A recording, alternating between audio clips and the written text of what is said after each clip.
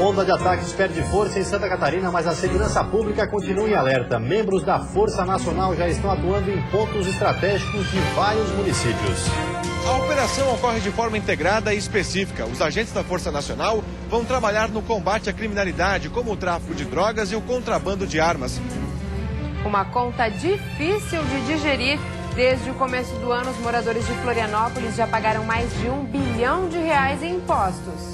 Eleições 2014, mesmo com governador, deputados e senadores já escolhidos, muitas placas de candidatos continuam espalhadas pelas cidades do estado.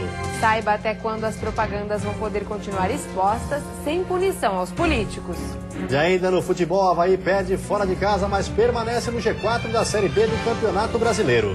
E a expectativa para os jogos de hoje à noite pela Série A. No Scarpelli, o Figueirense precisa da vitória para se afastar ainda mais da zona do rebaixamento. O Band Cidade desta quarta-feira já está no ar.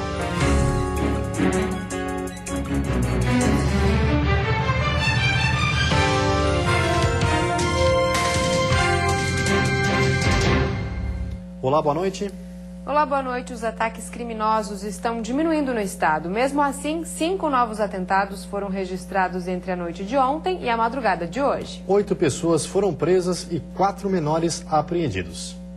Em Navegantes, no norte do estado, 2 escolas foram incendiadas entre o fim da noite de ontem e a madrugada de hoje. Segundo o Corpo de Bombeiros, 4 salas de aula, uma biblioteca e um depósito foram atingidos. Em uma das escolas, as câmeras de segurança flagraram o momento em que 2 homens iniciaram o incêndio.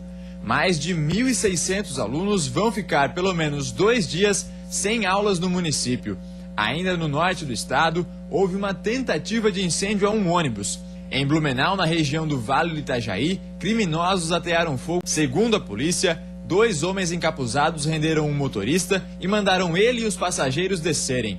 Em seguida, atearam fogo no veículo e fugiram. Com esses novos casos, já chega a 94 o número de ataques a ônibus, bases policiais, prédios públicos e casas de agentes de segurança. Nesta terça-feira, a onda de atentados em Santa Catarina completa 12 dias. Já são ao todo 111 ocorrências registradas.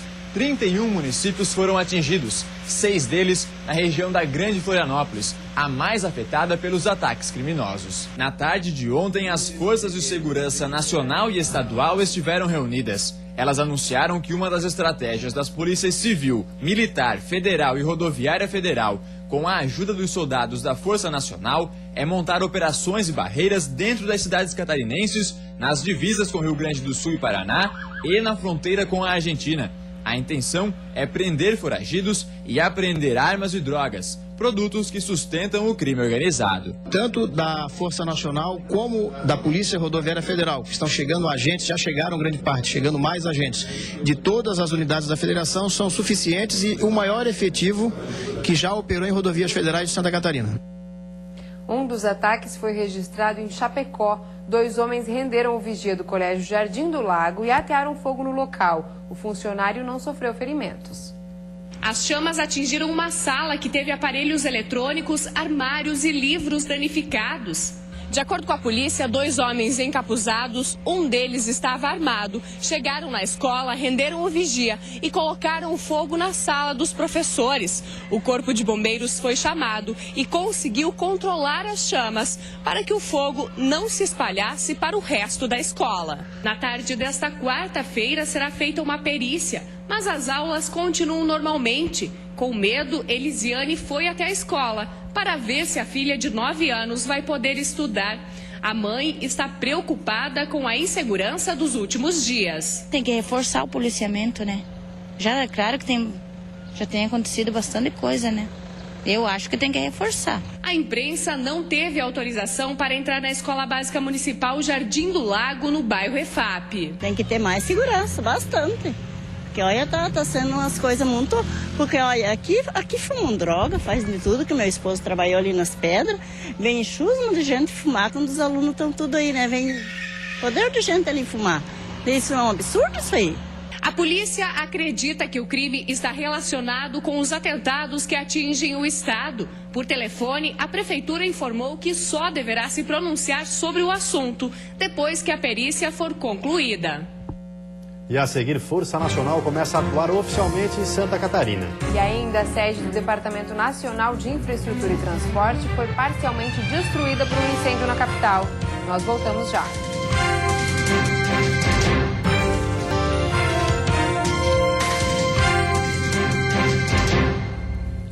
As divisas de Santa Catarina com o estado do Paraná e a fronteira com a Argentina estão mais protegidas. As barreiras fixas montadas por agentes da Força Nacional começaram a funcionar oficialmente hoje. Um reforço para sufocar o crime organizado em Santa Catarina. As barreiras fixas montadas para blindar o estado começaram a funcionar. A Operação Brasil Integrado Bravo Cidadão ocorre em 10 cidades do estado. Em Joinville, os agentes da Força Nacional chegaram na última noite e fizeram algumas abordagens. Nesta manhã, eles começaram a trabalhar de forma efetiva. Instalaram a barreira no posto da Polícia Rodoviária Federal. Nós vamos estar selecionando os veículos suspeitos, veículos que vêm de fora, né, com placa de fora, procurando aliviar o cidadão de Joinville. Algumas barreiras vão funcionar 24 horas por dia e com prazo indeterminado. Por isso, novos agentes vão chegar para dar suporte à Força Nacional e permitir o planejamento de escalas. A PRF também vai ter aumento de efetivo.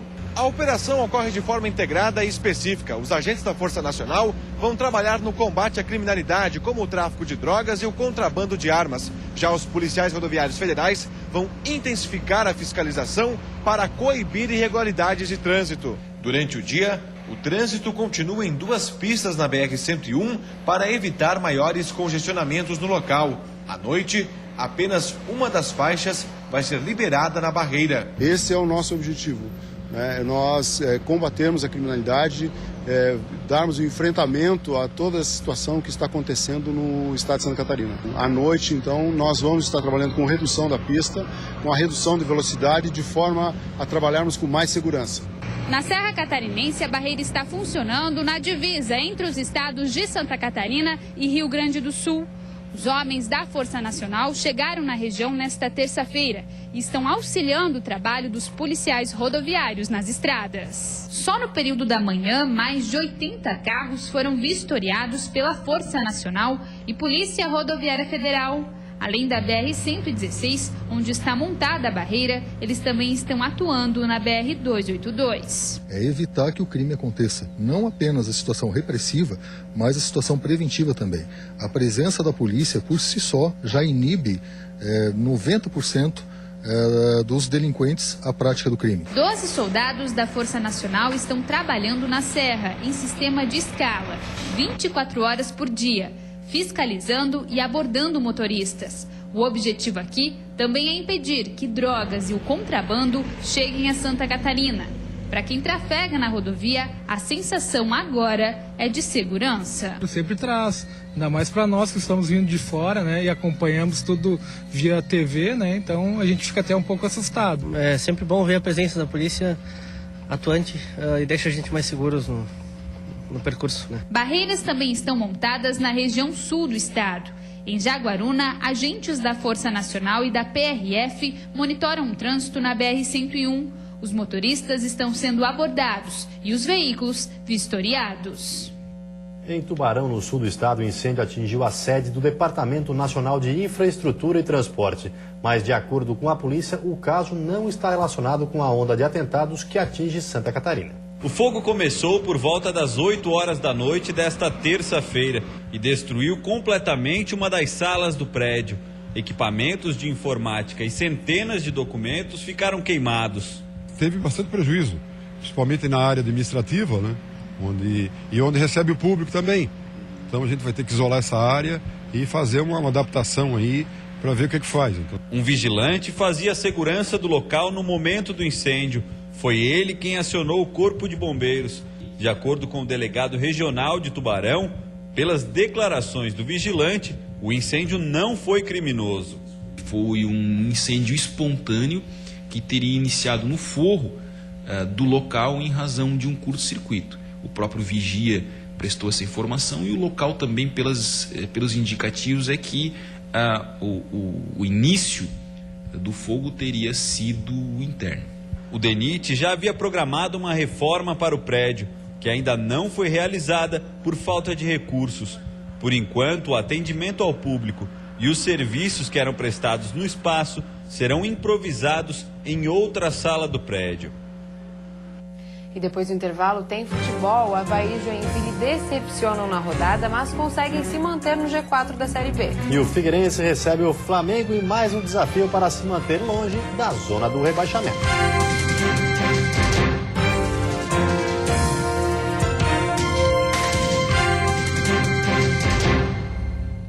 Agora o futebol, o Avaí perde fora de casa e o Joinville apenas empata diante da torcida. Mesmo assim, os dois permanecem no G4 da Série B. Na Arena Joinville, o reencontro com a torcida, mas não com a vitória. O Jack teve até várias chances, mas não soube aproveitar. E quem saiu na frente e aí sim aproveitou foi o Santa Cruz.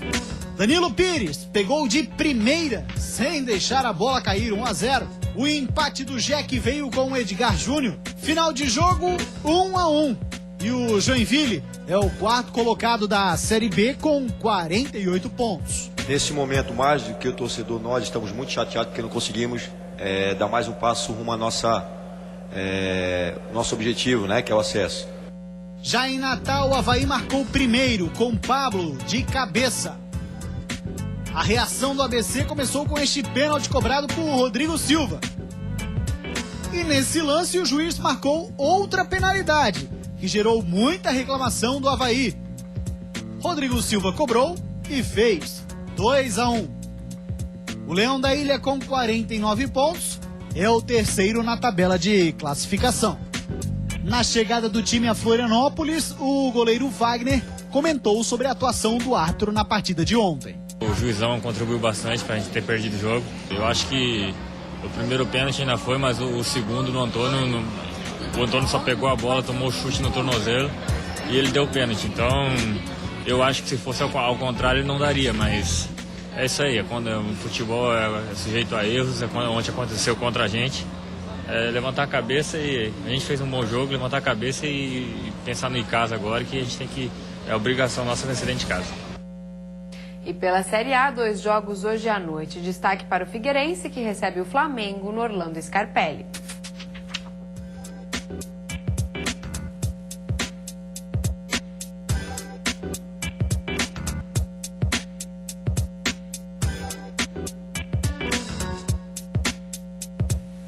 E ao contrário do que muita gente pensa, os esquecimentos não estão ligados apenas à idade. Lapsos podem ser provocados por estresse e falta de atenção. Especialistas alertam para a importância de exercícios que estimulam o bom funcionamento da memória. Hoje foi dia de treinamento para o cérebro de Luiz. De repente eu dei uma brecada, parei de usar a cabeça e não me preocupei em usar a cabeça. Para quê? Eu não estava usando mais. Esta clínica tem salas com equipamentos especiais para estimular funções que ele precisa desenvolver. E com 2 meses de prática, Luiz já sente que seu ritmo melhorou. Eu não falava com essa fluência, essa rapidez que eu estou falando. Falava lentamente, eu era mais lento, né? No caso de Luiz, 2 acidentes e a idade prejudicaram o funcionamento do cérebro. São vários tipos de problemas e doenças que podem prejudicar a memória. Entre eles, o mal de Alzheimer, que não tem cura, mas pode ser amenizado se diagnosticado precocemente. A memória pode ser de curta ou longa duração, toda a diferença. A memória não é guardada imediatamente. Ela precisa ser registrada, processada, armazenada, para então ser resgatada quando nós precisamos. Por isso, quem anda estressado, é ansioso ou vive na correria, pode esquecer algumas coisas. Tanta coisa para eu fazer, eu tenho que organizar a minha lista, meu checkout, como ele estava dizendo ali, minha lista de coisas para fazer. Então, às vezes eu perco, às vezes alguma coisa. Logo depois que eu desligo o telefone, eu falo assim, para passar o recado, assim, ligaram para você, mas eu não lembro o nome. Quando a gente não está com a nossa atenção bem focada, nós não registramos a informação e depois a gente sente como se a gente tivesse perdido. Os problemas de memória não escolhem idade. Podem aparecer na infância como déficit de atenção, na vida adulta com dificuldades de lembrar compromissos, ou na velhice, onde já é normal o cérebro diminuir a velocidade de processamento. Quando ela começa com sintomas, o processo no cérebro dessa pessoa começou há 15, 20 anos antes. Então é nessa fase que você tem que aumentar a sua reserva, aumentar a sua capacidade de compensar, criar estratégias para minimizar eventuais dificuldades no futuro. E a seguir, eleições 2014, placa de candidatos estão nas ruas, mas tem data limite para serem removidas. E ainda, Impostômetro de Florianópolis registra mais de R$1 bilhão em arrecadação neste ano. Nós voltamos já.